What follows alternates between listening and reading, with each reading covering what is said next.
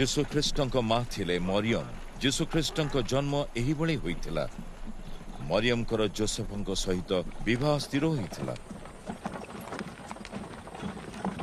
କିନ୍ତୁ ବିବାହ ପୂର୍ବରୁ ଜଣାପଡ଼ିଲା ଯେ ମରିୟମ ପବିତ୍ର ଆତ୍ମାଙ୍କ ଶକ୍ତି ବଳରେ ଗର୍ଭବତୀ ହୋଇଛନ୍ତି।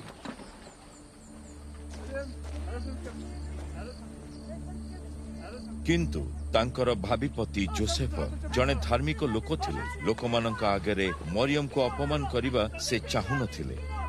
ସେ ତାହାଙ୍କୁ ଛାଡ଼ପତ୍ର ଦେବା ପାଇଁ ଗୋପନରେ ଯୋଜନା କଲେ।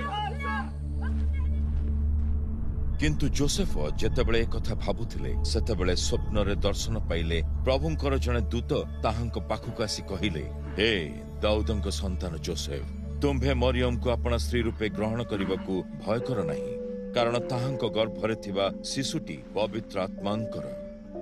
ମରିୟମ ପୁତ୍ର ସନ୍ତାନଟିଏ ଜନ୍ମ ଦେବେ। ତୁମ୍ଭେ ତାହାଙ୍କ ନାମ ଯୀଶୁ ରଖିବ, କାରଣ ସେ ନିଜ ଲୋକମାନଙ୍କୁ ସେମାନଙ୍କ ପାପରୁ ରକ୍ଷା କରିବେ। ଭବିଷ୍ୟତ ବକ୍ତାଙ୍କ ମାଧ୍ୟମରେ ପ୍ରଭୁ ଯାହା କହିଥିଲେ ତାହା ସଫଳ କରିବା ନିମନ୍ତେ ଏହା ଘଟିଲା। ଜଣେ କୁମାରୀ କନ୍ୟା ଗର୍ଭବତୀ ହୋଇ ପୁତ୍ର ସନ୍ତାନଟିଏ ପ୍ରସବ କରିବେ। ଲୋକେ ତାହାଙ୍କ ନାମ ଇମାନୁଏଲ ଦେବେ। ଇମାନୁଏଲର ଅର୍ଥ ପରମେଶ୍ୱର ଆମ୍ଭ ସହିତ ଅଛନ୍ତି। ଯୋସେଫ ନିଦରୁ ଉଠି ପ୍ରଭୁଙ୍କ ଦୂତ ତାହାଙ୍କୁ ଯେଉଁଭଳି ଆଦେଶ ଦେଲେ ସେହିପରି କଲେ। ସେ ମରିୟମକୁ ବିବାହ କଲେ। କିନ୍ତୁ ମରିୟମ ପୁତ୍ର ସନ୍ତାନକୁ ଜନ୍ମ ନ ଦେବା ପର୍ଯ୍ୟନ୍ତ ସେ ତାହାଙ୍କ ସହିତ ସହବାସ କରିନଥିଲେ। ଆଉ ଯୋସେଫ ପୁଅଟିର ନାମ ଯୀଶୁ ରଖିଲେ।